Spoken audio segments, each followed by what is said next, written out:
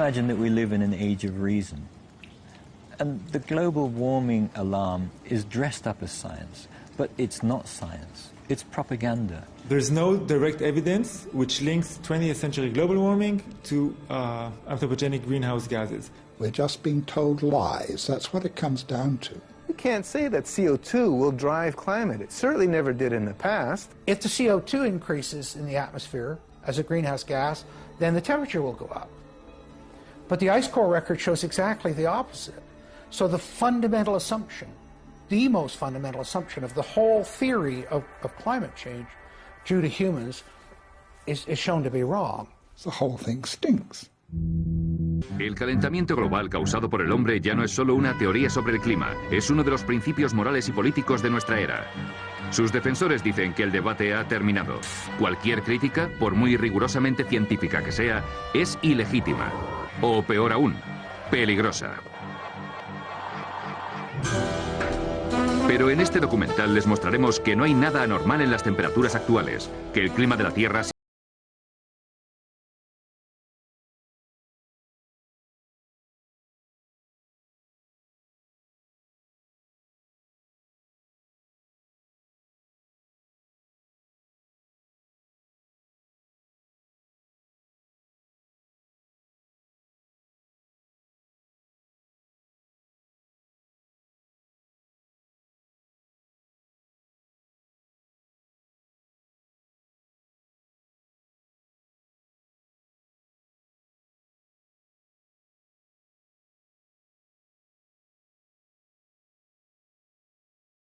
En el calentamiento global yo les respondo, no, yo creo en el calentamiento global, pero no creo que el CO2 que producimos lo esté causando. Si me hubieran preguntado hace unos años, les diría que es por el CO2. ¿Por qué?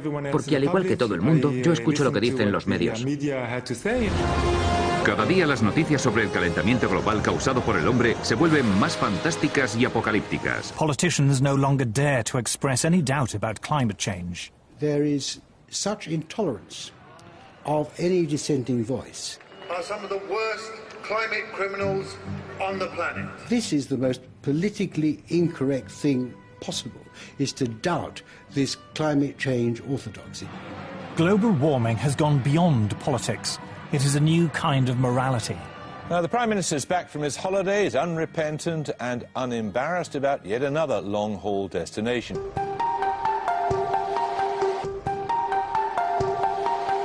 Hay periodos en la historia de la Tierra en que teníamos 3 veces más CO2 del que tenemos hoy, y periodos en que teníamos hasta 10 veces más. Y si el CO2 tiene un impacto tan grande sobre el clima, deberíamos apreciarlo en las reconstrucciones climáticas. Si observamos el clima desde un punto de vista geológico, nunca pensaríamos que el CO2 es uno de sus factores determinantes. Ninguno de los grandes cambios climáticos de los últimos 1000 años puede explicarse en relación con el CO2. No se puede decir que el CO2 determina el clima. En el pasado nunca lo ha hecho. He oído decir mucho que miles de científicos han llegado a un consenso sobre el calentamiento global y que el ser humano está provocando un cambio climático catastrófico para el mundo. Yo soy científico y como yo hay otros muchos que creen sencillamente que eso no es cierto. El calentamiento global causado por el hombre no es una teoría científica normal. Está respaldada por un organismo de la ONU políticamente influyente, el Panel Intergubernamental del Cambio Climático o IPCC.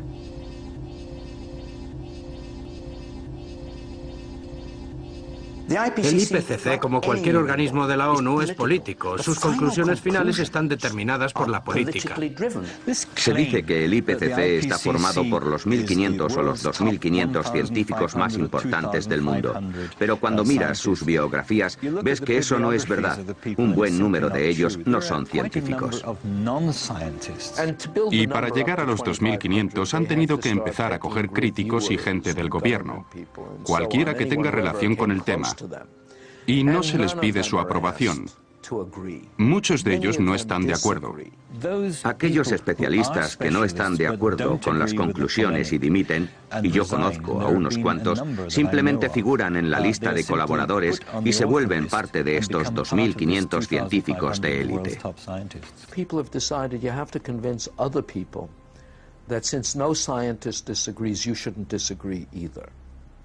But that, whenever you hear that in science, that's pure propaganda. Esta es la historia de cómo una teoría sobre el clima se ha transformado en una ideología política. Ni siquiera me gusta llamarlo movimiento ecologista porque en realidad es un movimiento político activista y se ha vuelto enormemente influyente en todo el mundo. Esta es la historia de cómo se ha distorsionado toda un área de la ciencia. Los climatólogos necesitan que haya un problema para conseguir subvenciones. Tenemos mucho interés en crear pánico porque así conseguimos que se destine dinero a la climatología. Hay una cosa que no se puede decir, y es que esto quizás no sea un problema. It is the story of how a political campaign turned into a bureaucratic bandwagon. Hoy día, decenas de miles de trabajos dependen del cambio climático. Es un gran negocio. It's become a great industry in itself. And if the whole global warming farrago collapsed, there'd be an awful lot of people out of jobs and looking for work. This is a story of censorship and intimidation. I have seen and heard there spitting fury at anybody who might disagree with them, which is not the scientific way. It is a story about Westerners invoking the threat of climatic disaster to hinder vital industrial progress in the developing world. One clear thing that emerges from the whole environmental debate is the point that there's somebody keen to kill the African dream, and the African dream is to develop. The environmental movement has evolved into the strongest force there is for preventing development in the developing countries. The global warming story is a cautionary tale of how a media scare became the defining idea of a generation. No soy el primero ni el último que dice que todo este negocio del calentamiento global es como una religión y los que no están de acuerdo son tachados de herejes. Yo soy un hereje. Los productores de este documental son unos herejes.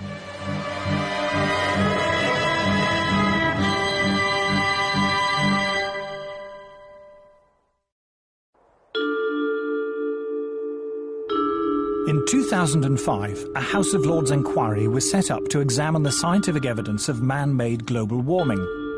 A leading figure in that inquiry was Lord Lawson of Blaby, who, as Chancellor of the Exchequer in the 1980s, was the first politician to commit government money to global warming research. We had a very, very thorough inquiry, took evidence from a whole lot of people expert in this area and produced a report. What surprised me was to discover how weak and uncertain the science was. In fact, there are more and more thoughtful people, some of them a little bit frightened to come out in the open, but who quietly, privately, and some of them publicly, are saying, hang on, wait a minute, this simply doesn't add up. Few things annoy me more than to hear people talking about carbon dioxide as being a pollutant. You're made of carbon dioxide. I'm made of carbon dioxide. Carbon dioxide is how living things grow. What's more, humans are not the main source of carbon dioxide. Humans produce a small fraction in the single digits percentage-wise of the CO2 that is produced in the atmosphere. Volcanoes produce more CO2 each year than all the factories and cars and planes and other sources of man-made carbon dioxide put together. More still comes from animals and bacteria, which produce about 150 gigatons of CO2 each year, compared to a mere 6.5 gigatons from humans. An even larger source of CO2 is dying vegetation, from falling leaves, for example, in the autumn. But the biggest source of CO2 by far is the oceans.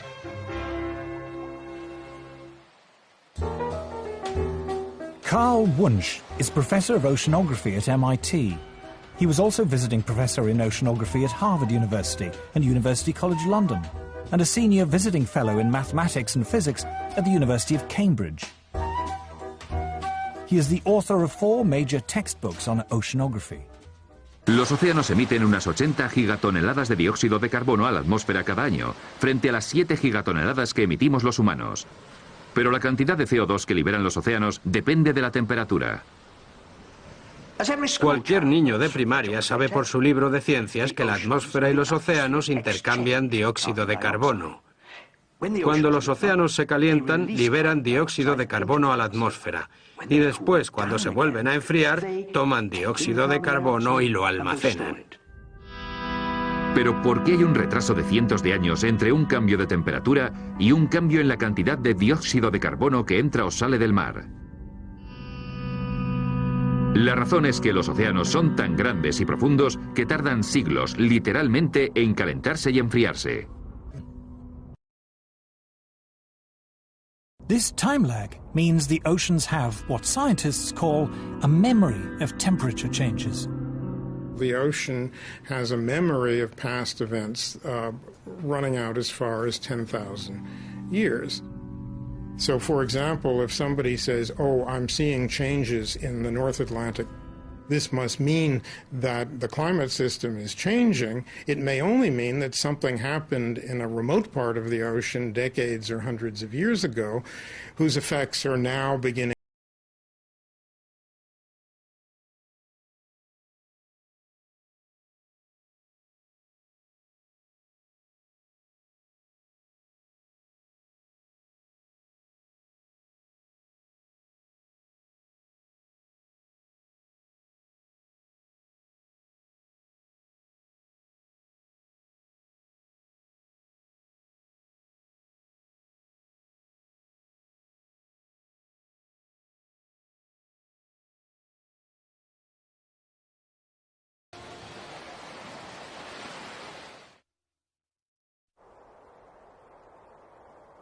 Carbono ni ningún otro factor el que provocaba cambios en el clima.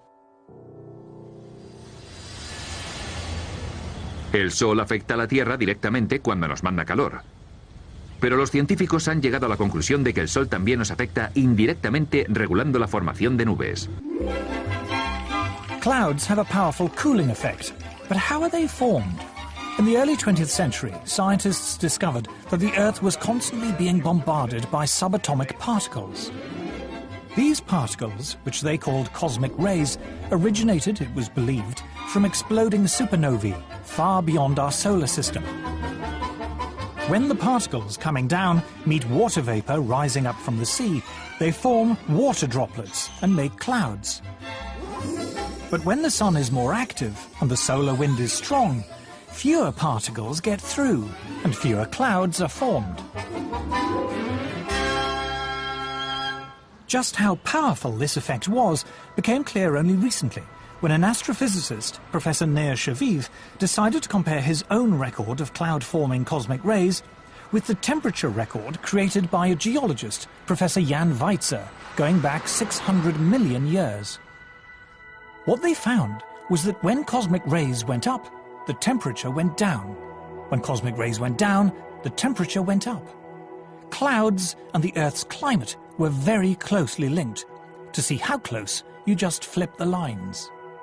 We just compared the graphs, just put them one upon the other, and it was just amazing. Jan Weitzer looked at me and says, you know, we have very explosive data here.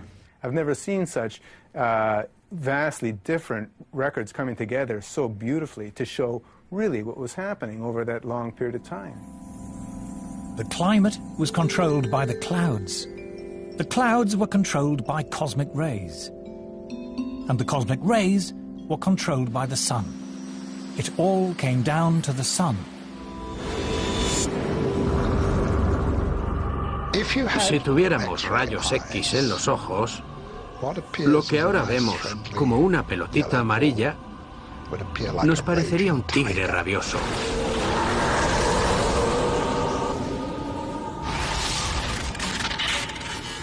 El Sol es una bestia increíblemente violenta. Nos bombardea con enormes explosiones. Sobre el calentamiento global causado.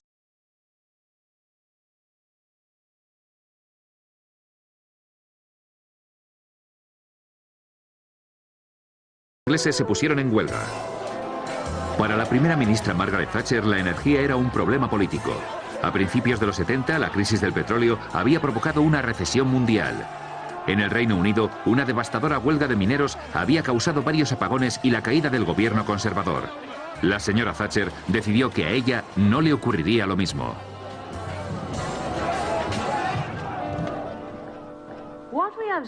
Lo que hemos visto en este país es la aparición de una minoría revolucionaria organizada,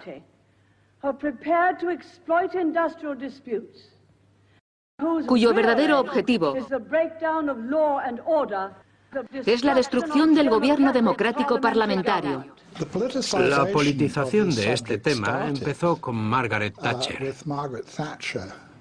Recuerdo que cuando yo era secretario de Estado de Energía, mucho antes de que se hablara del cambio climático, ella ya estaba muy interesada en promover la energía nuclear. Como le preocupaba la seguridad de la energía y no confiaba ni en Oriente Medio ni en la Unión Nacional de Mineros, es decir, no confiaba ni en el petróleo ni en el carbón, pensaba que teníamos que potenciar la energía nuclear.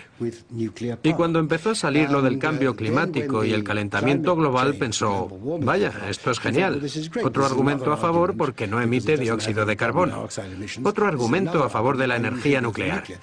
Y esto que ella decía se ha ido tergiversando desde entonces. Eso fue lo que les dijo a los científicos. Fue a la Royal Society y les dijo, aquí hay dinero para quien me demuestre esto, así que ellos cogieron y se lo demostraron. Inevitablemente, en cuanto los políticos toman partido por una causa y se identifican con ella, el dinero empieza a entrar. Así es como funciona esto.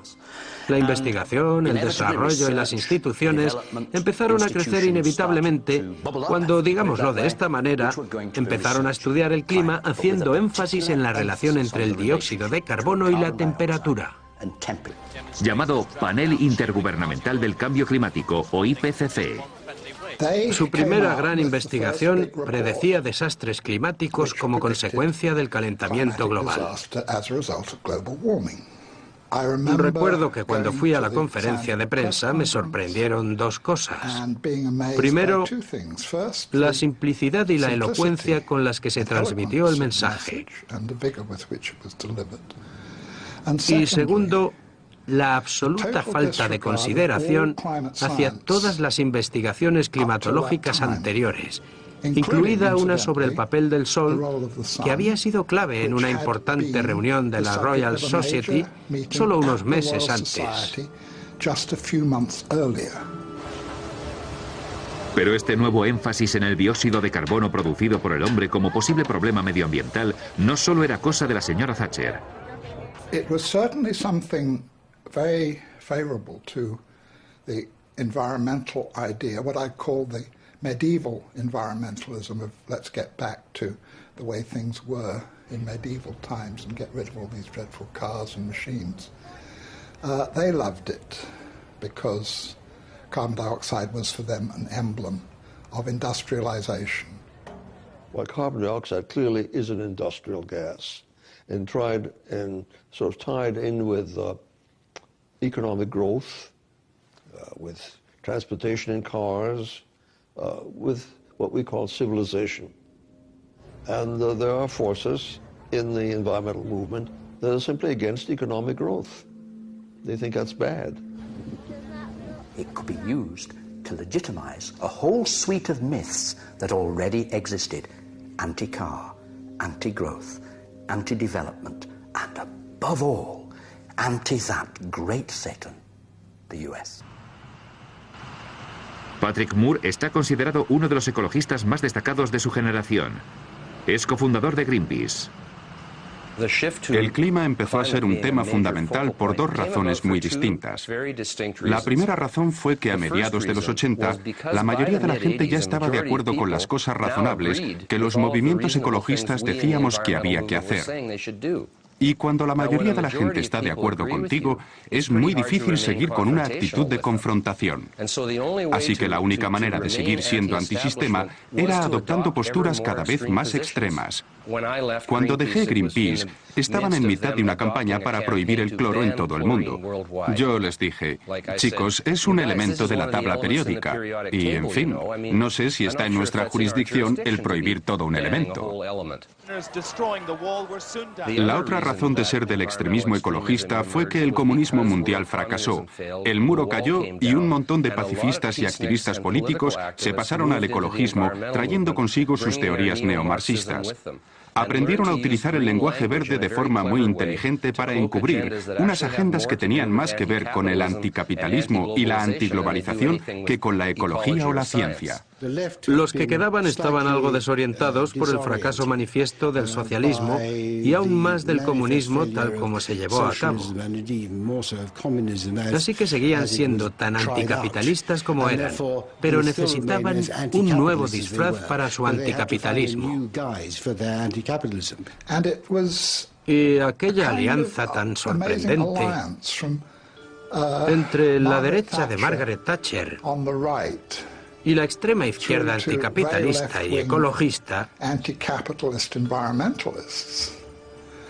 fue la que creó este movimiento a partir de una idea disparatada. Antes de Bush padre, creo que la asignación para las ciencias relacionadas con el clima era de unos 170 millones de dólares al año, que es razonable para un ámbito de esas características. Y esa cifra se multiplicó hasta los 2.000 millones al año, más de 10 veces lo que era.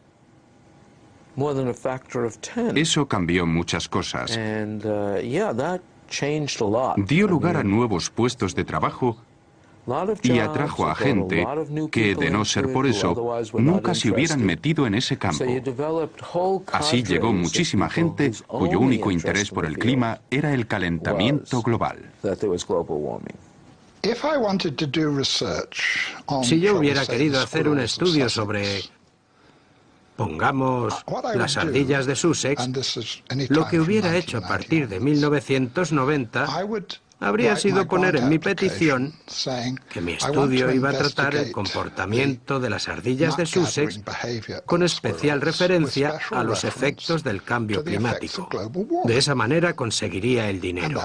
Y si no mencionara el calentamiento global, quizás no me darían la subvención. There's really no question in my mind that the large amounts of money that have been fed into this particular, rather small area of science have distorted the overall scientific effort. Todos competimos por las subvenciones. Y si mi campo es el centro de atención, tendré muchos menos problemas en explicar por qué me tienen que subvencionar.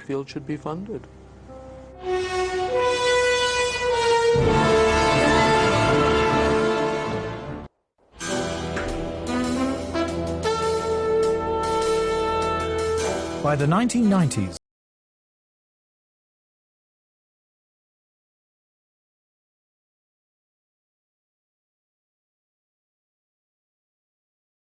destinó a construir modelos informáticos para predecir el clima que haría en el futuro. Pero, ¿son precisos estos modelos?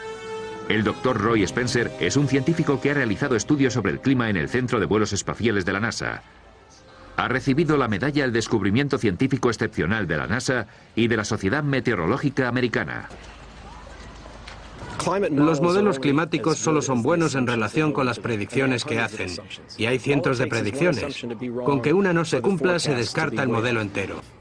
Climate forecasts are not new, but in the past, scientists were more modest about their ability to predict the weather.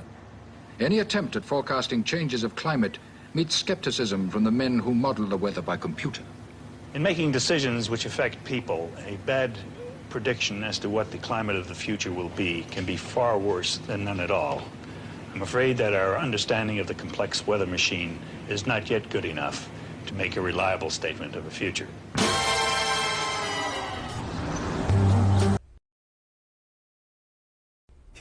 Si no has comprendido el sistema climático, si no has analizado todos sus componentes, los rayos cósmicos, los rayos solares, el CO2, el vapor de agua y las nubes, todo junto, entonces tu modelo no vale nada.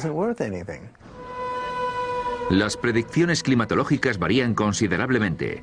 Estas variaciones están producidas por una sutil alteración de las suposiciones en las que se basa el modelo. The models are so complicated, you can often adjust them in such a way that they do something very exciting. He trabajado con gente que hace modelos, los he hecho yo mismo, y con solo cambiar un par de parámetros matemáticos se puede obtener cualquier cosa. Se pueden hacer modelos más cálidos y más fríos según lo que se cambie. Since all the models assume that man-made CO2 causes warming, one obvious way to produce a more impressive forecast is to increase the amount of imagined man-made CO2 going into the atmosphere. We put an increase in carbon dioxide in them that is 1% per year. It's been 0.49% per year for the last 10 years, 0.42 for the 10 years before that, and 0.43 for the 10 years before that. So the models have twice as much greenhouse warming radiation going in them as is known to be happening. It shouldn't shock you that they predict more warming than is occurring. Models predict what the temperature might be in 50 or 100 years' time. It is one of their peculiar features that long-range climate forecasts are only proved wrong long after people have forgotten about them.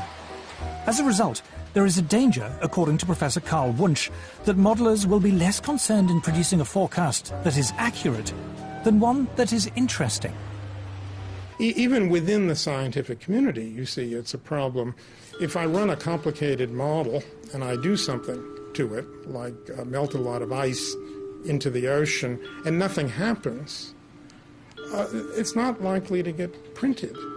But if I run the same model and I adjust it in such a way that something dramatic happens to the ocean circulation, like the heat transport turns off, it will be published. People will say this is very exciting. It will even get picked up by the media. So there is a bias, there's a very powerful bias within the media and within the science community itself toward results which are dramatizable. The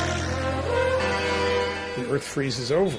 That's a much more interesting story than saying, well, you know, it fluctuates around. Sometimes the mass flux goes up by 10%, sometimes it goes down by 20%, but eventually it comes back. Well, you know, which would you do a story on? I mean, that's what it's about. Pero en realidad, el hielo siempre está en movimiento. En las noticias suelen aparecer imágenes del hielo ártico desmoronándose. Lo que no dicen es que ese acontecimiento es tan normal como la caída de las hojas en otoño. Me preguntan que si he visto los pedazos de hielo desprendiéndose del glaciar. Sí, claro. Es la primavera. Ocurre todos los años. La prensa viene aquí para ver las consecuencias del desastre climático, pero yo les digo que no lo hay. Alarming television programs raise the fearful prospect of vast tidal waves flooding Britain. Hoy día es normal echarle la culpa al clima de los cambios en los niveles del mar, pero ¿es esto científico? En todo el mundo los cambios en los niveles del mar se rigen fundamentalmente por dos factores. Lo que llamamos factores locales o cómo está la Tierra en relación con el mar, que por cierto tiene más que ver con los cambios en la Tierra que con los cambios en el mar. Y los factores eustáticos, que son los cambios mundiales en el nivel del mar y que se deben a las expansiones termales de los océanos, no a que los polos se derritan. Y empezar a detectar estos cambios llevaría muchísimo tiempo, más que toda una vida. People say, oh, I see the ocean doing this last year. That means that something changed in the atmosphere last year. And this is not necessarily true at all. In fact, it's actually quite unlikely because it can take hundreds to thousands of years for the deep ocean to respond to forces and changes that are taking place at the surface. También se ha dicho que incluso un ligero aumento de temperatura podría llevar al norte enfermedades que transmiten los mosquitos tropicales como la malaria. Pero, ¿es esto cierto? El profesor Paul Reiter del Instituto Pasteur en París está reconocido como uno de los expertos mundiales más importantes en malaria y otras enfermedades tropicales. Es miembro del Comité Asesor de la Organización Mundial de la Salud. Fue presidente del Comité Americano de Entomología Médica y un importante colaborador en sección médica de la Evaluación Nacional Americana sobre las posibles consecuencias de un cambio climático.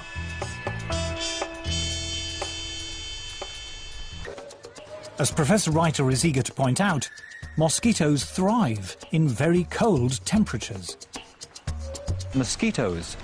Los mosquitos no son una especie tropical. La gente cree que solo viven en las regiones templadas, pero de hecho son extremadamente abundantes en el Ártico. La epidemia de malaria más devastadora fue en la Unión Soviética en los años 20. Se registraron unos 13 millones de casos al año y unas 600.000 muertes. Una catástrofe tremenda que llegó hasta el Círculo Polar. En Arkhángelsk hubo 30.000 casos y unos 10.000 muertos. Así que no es una enfermedad tropical. Pero estos del calentamiento global se han inventado que la malaria se expandirá hacia el norte. Climate scare stories cannot be blamed solely on sloppy or biased journalism. Los informes oficiales del Panel Intergubernamental del Cambio Climático suelen ser muy alarmantes, pero ¿son de confianza? On the spread of malaria, the IPCC warns us that mosquito species that transmit malaria do not usually survive where the mean winter temperature drops below 16 to 18 degrees Celsius. According to Professor Reiter, this is clearly untrue. Me espantó leer el segundo y el tercer informe porque contenían información errónea y no había ningún tipo de mención a la literatura científica, de verdad, a lo que escriben los especialistas en estos campos.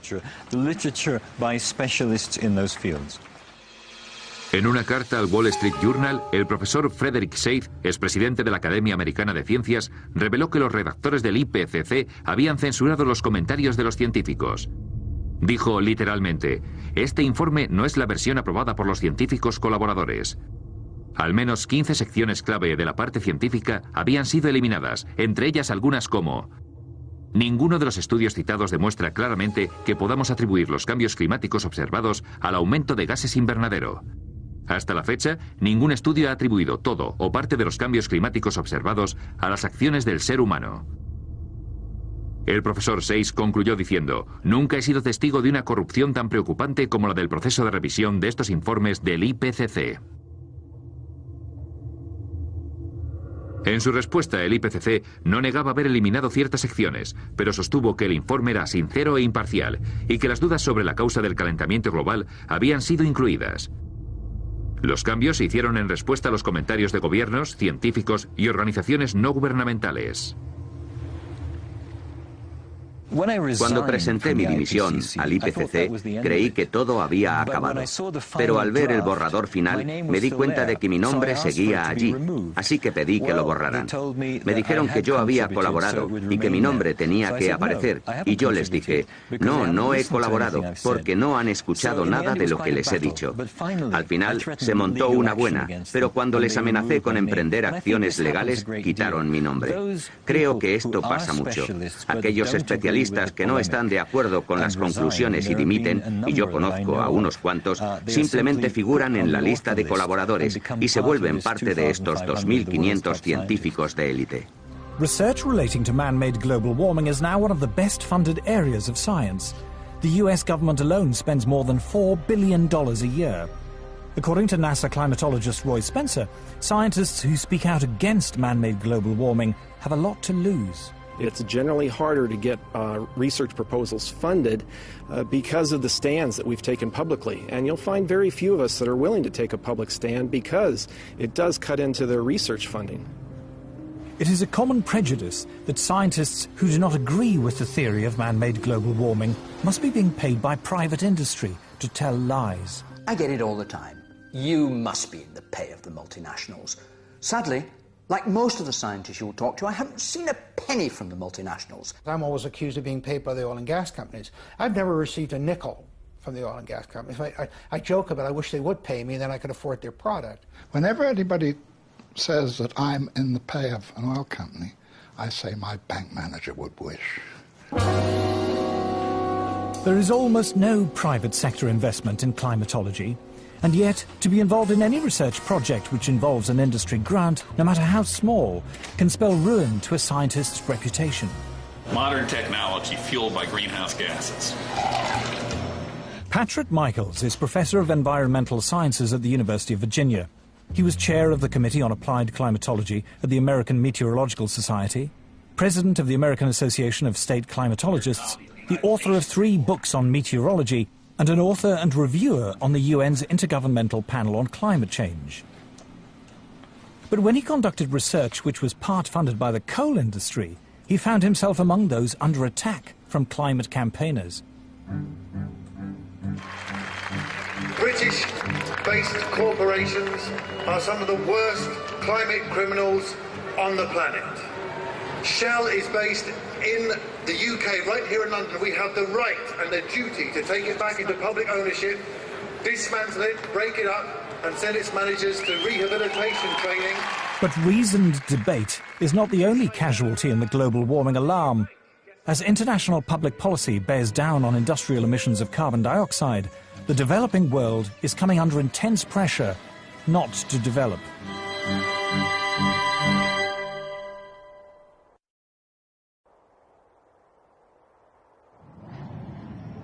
I'm no expert on climate change, I'm no scientist, and what I'm going to say next is a great big turn-off. It's just that. Turning off anything you don't need, you're not using it. It's easier than you think to make a difference. Los gobiernos occidentales han comprendido la necesidad de llegar a acuerdos internacionales para restringir la producción industrial en países desarrollados y en vías de desarrollo. Pero ¿a qué precio? Paul Driesen es un antiguo militante ecologista. Lo que más me preocupa del calentamiento global es que las medidas que se han tomado supuestamente para combatirlo están teniendo un efecto desastroso sobre los más pobres del mundo. Global warming campaigners say it does no harm to be on the safe side. Even if the theory of man-made climate change is wrong, we should impose draconian measures to cut carbon emissions just in case. They call this the precautionary principle. The precautionary principle is a very interesting beast. It's basically used to promote a particular agenda and ideology. It's always used in one direction only. It talks about the risks of using a particular technology, fossil fuels, for example, but never about the risks of not using it. It never talks about the benefits of having that technology. Anne Mugela está preparando la comida de sus hijos. Es una de las 2.000 millones de personas, un tercio de la población mundial, que no tiene acceso a la electricidad. Así que en vez de electricidad usa madera o boñiga seca para quemar. Las hogueras caseras están reconocidas como la forma de contaminación más mortífera del mundo. Según la Organización Mundial de la Salud, 4 millones de niños menores de 5 años mueren cada año de enfermedades respiratorias causadas por las hogueras caseras, y muchos millones de mujeres mueren de cáncer de pulmón por esta misma razón. Si le preguntas a un campesino que te explique el desarrollo, te dirá: sabré que he subido de nivel cuando tenga electricidad. La falta de electricidad conlleva una cantidad increíble de problemas, porque lo primero que se echa en falta es la luz. Y la gente tiene que acostarse antes. En fin, que si no hay luz, no puedes seguir despierto, porque no puedes hacer nada a oscuras. Sin dispositivos de refrigeración no se puede almacenar la comida. Las hogueras caseras producen demasiado humo y gastan demasiado como para calentar la choza. No hay agua caliente. Nosotros, los occidentales, no podemos imaginar lo dura que es la vida sin electricidad. La esperanza de vida en estos países es terriblemente corta. Se han empobrecido de todas las maneras posibles.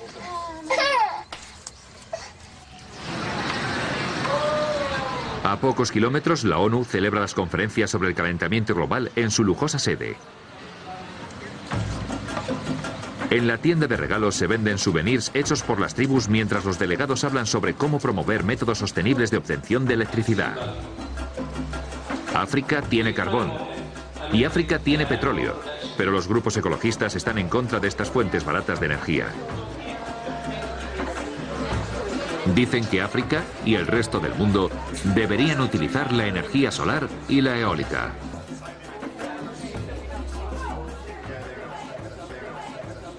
A short drive out of Nairobi, we find our first solar panel. A Kenyan public health official has brought us to a clinic which serves several villages. The only electrical implements in the clinic are the electric lights and a refrigerator in which to keep vaccines, medicine and blood samples. Electricity is provided by 2 solar panels. So what can it do successfully? Lighting. Lighting only? Yes. What happens when you put lighting plus the refrigerator and others? What happens? It sounds an alarm. It sounds an alarm? Yeah. Then can we maybe see that?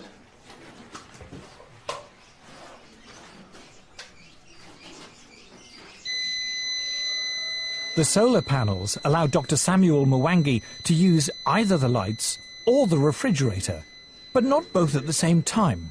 If he does, the electricity shuts down. Wind and solar power are notoriously unreliable as a source of electricity and are at least 3 times more expensive than conventional forms of electrical generation. The question would be, how many people in Europe, how many people in the United States are already using that kind of energy? And how cheap is it? You see? If it's expensive, si ya es cara para los europeos y para los americanos, ¿cómo vamos a utilizarla los africanos? No tiene sentido. Los países ricos pueden permitirse experimentar con otras fuentes de energía, pero nosotros aún estamos en plena lucha por la supervivencia. Para el ex-ecologista Paul Driesen, la idea de que la gente más pobre del mundo deba utilizar las energías más caras y menos rentables es el aspecto moral más repugnante de la campaña contra el calentamiento global. Vamos a dejar algo perfectamente claro. Si le decimos al tercer mundo que solo puede utilizar la energía eólica y la solar, lo que realmente le estamos diciendo es que no puede tener electricidad. El desafío al que nos enfrentamos cuando hablamos con los ecologistas occidentales, que dicen que debemos utilizar paneles solares y energía eólica, es cómo podemos industrializar África.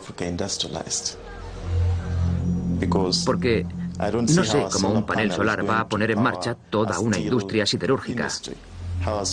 Con paneles solares podríamos impulsar algún tren de cercanías, o quizá un transistor pequeñito, pero poco más. I think one of the most pernicious aspects of the modern environmental movement is this romanticization of peasant life, and the idea that industrial societies are the destroyers of the world. One clear thing that emerges from the whole environmental debate is the point that there's somebody keen to kill the African dream, and the African dream is to develop. Los movimientos ecologistas han pasado a ser la forma más eficaz de evitar que los países del tercer mundo se desarrollen. Nos dicen, no toquéis vuestros recursos, no toquéis vuestro petróleo, no toquéis vuestro carbón. Es un suicidio. Creo que tengo derecho a llamarles inhumanos. En fin, no tienen por qué pensar que los humanos somos mejores que las ballenas o que los búhos o lo que sea, ¿no? Pero creo que no es buena idea tratar a los humanos como si fueran escoria. Si les parece bien que cientos de millones se queden ciegos o mueran o lo que sea, yo no puedo respaldarles. La teoría del calentamiento global causado por el hombre está ya asentada tan firmemente y las voces críticas se han silenciado con tanta eficacia, el calentamiento global ha sobrepasado ya los límites de la razón. Todavía seguirá habiendo gente que crea que este es el fin del mundo. Sobre todo cuando el líder científico del Reino Unido le está diciendo a la gente que el único lugar habitable a finales de este siglo será la Antártida. Y la humanidad sobrevivirá gracias a las parejas reproductoras que se muden a la Antártida. En fin, es muy divertido. O lo sería si no fuera tan